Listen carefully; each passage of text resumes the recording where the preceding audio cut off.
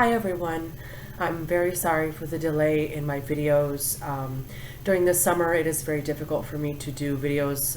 It's actually almost impossible. I live in a very close community. I live in an intentional community and we have about 13 kids here among us, and they're always in and out of each other's houses. So during the day it's very common for me to have 5, 6, 7, 8, 9 kids here.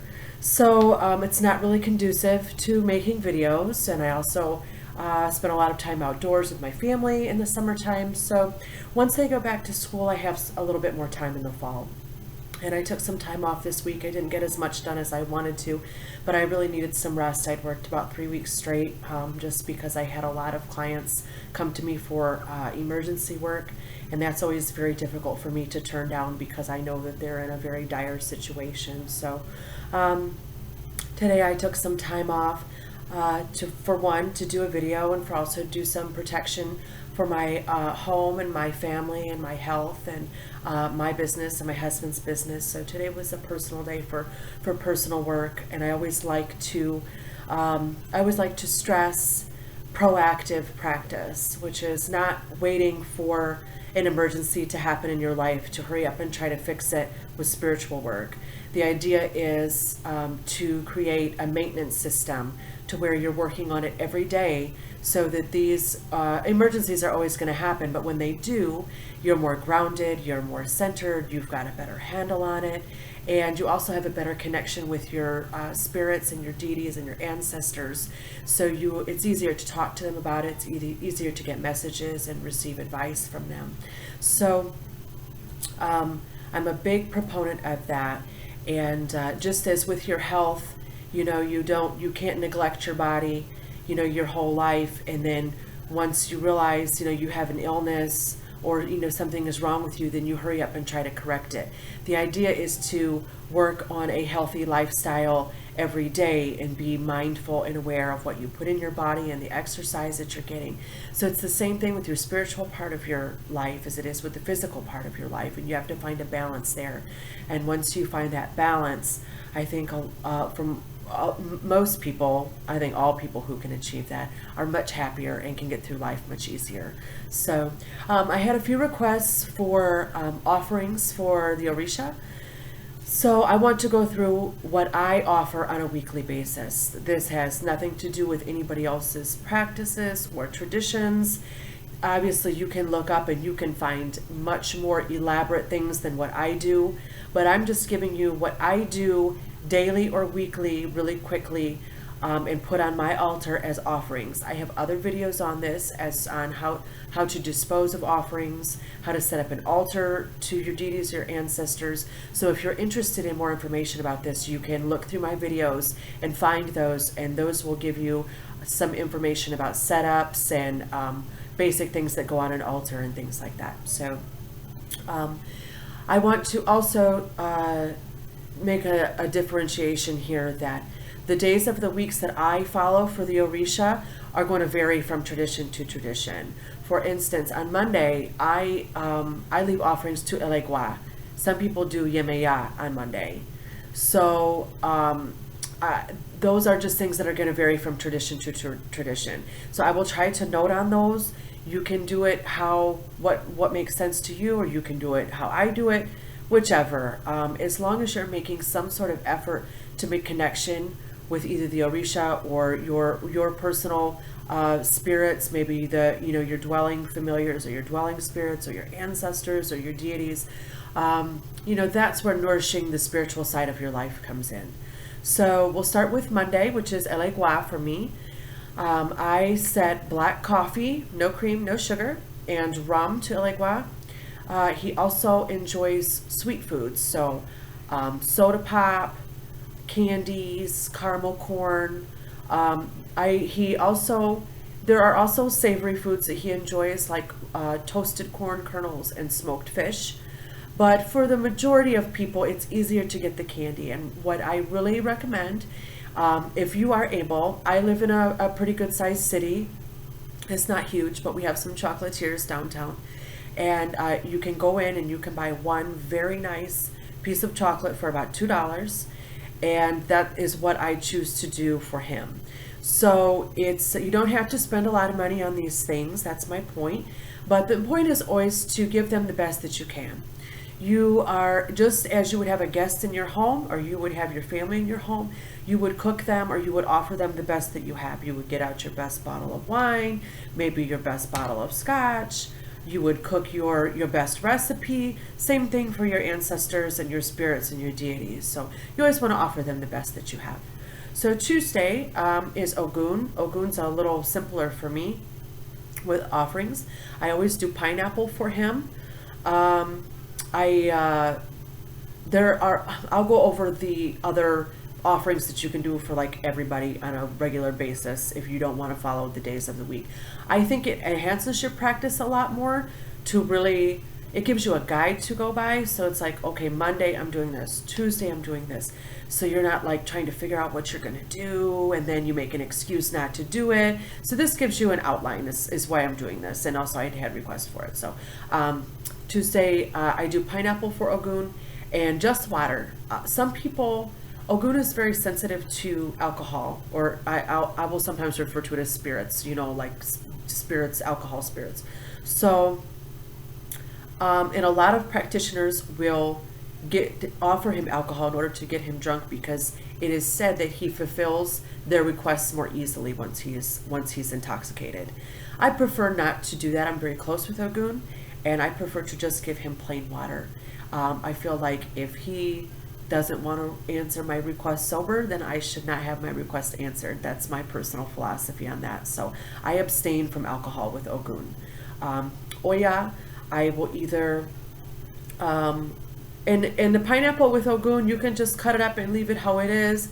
You can put it on the grill, you know, you can toast it a little bit. So that's, you know, however much time you have, but he's a pretty simple one for that. That's what I do personally. Obviously you can look online and you can find 100 more ideas for offerings for him, but I'm just telling you what I do really quickly every day of the week. Oya, I do yams, and be careful with what you're getting. We're lucky, we have an African store here, so I can actually go and get what a real yam is. You can use sweet potatoes, but I just want you to know that there is a difference. A yam is not a sweet potato. We call it that here in North America, but that's not what, there's a big difference between them. So I leave the sweet potatoes for Oshun, which I'll get to. So I do yams for her, and I'll bake those. I will put some really nice like smoked pepper on top. I will saute an eggplant for her. Those are two of her big things.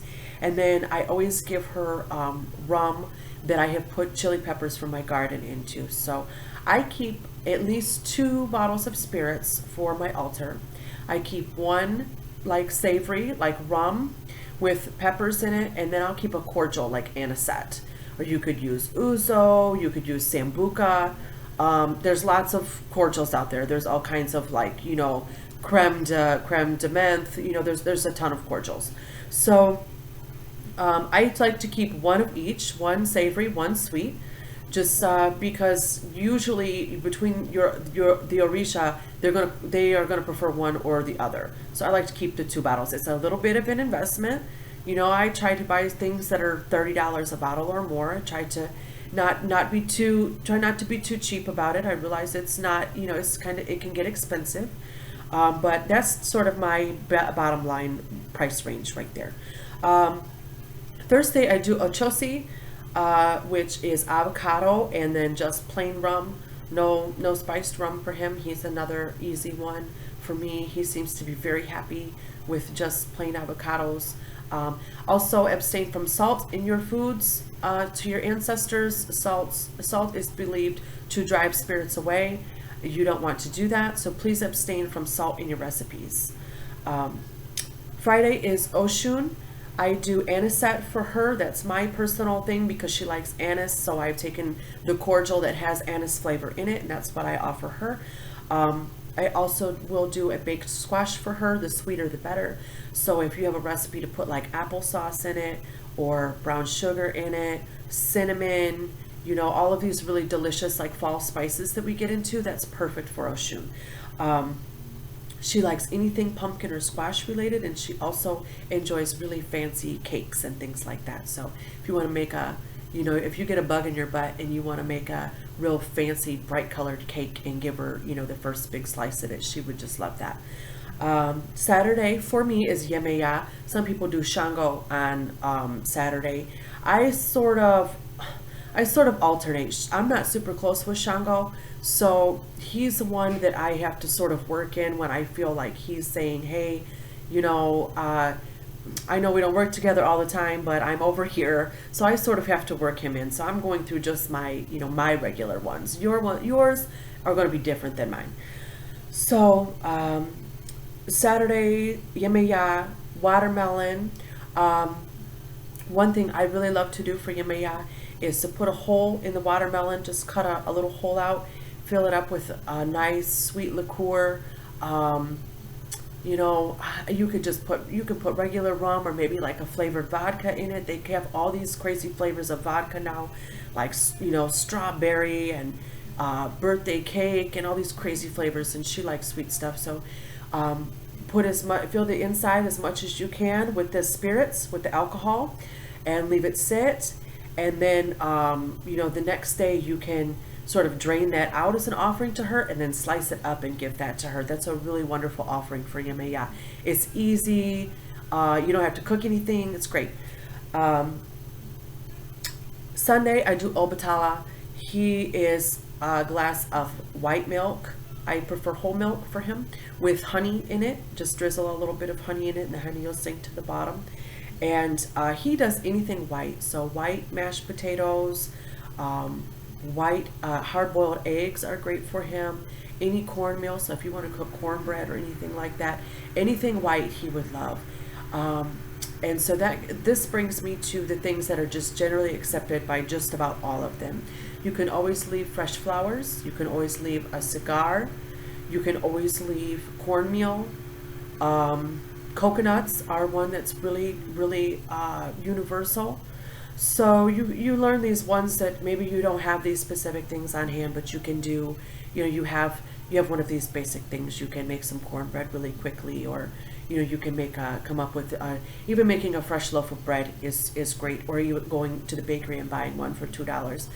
Fresh bread is always a wonderful offering, so everybody loves fresh bread. So yeah, I hope that this explains my week to you a little bit. I also set up my services according to the days of the week. Of course, there's correlations for each Orisha and what they do, and I can probably cover that in another video. That'll take some time, but I set up my services according to the day of the week and also astrologically most of the time if I can. So just to give you a little bit of my practice and some recipes out there for you. And yeah, I hope you all have a great week, and thanks for watching. If you have any suggestions, please comment below. You can contact me on my Facebook page, to my site. There's going to be a link on here. I'm very accessible, so let me know if you need anything. Okay, bye.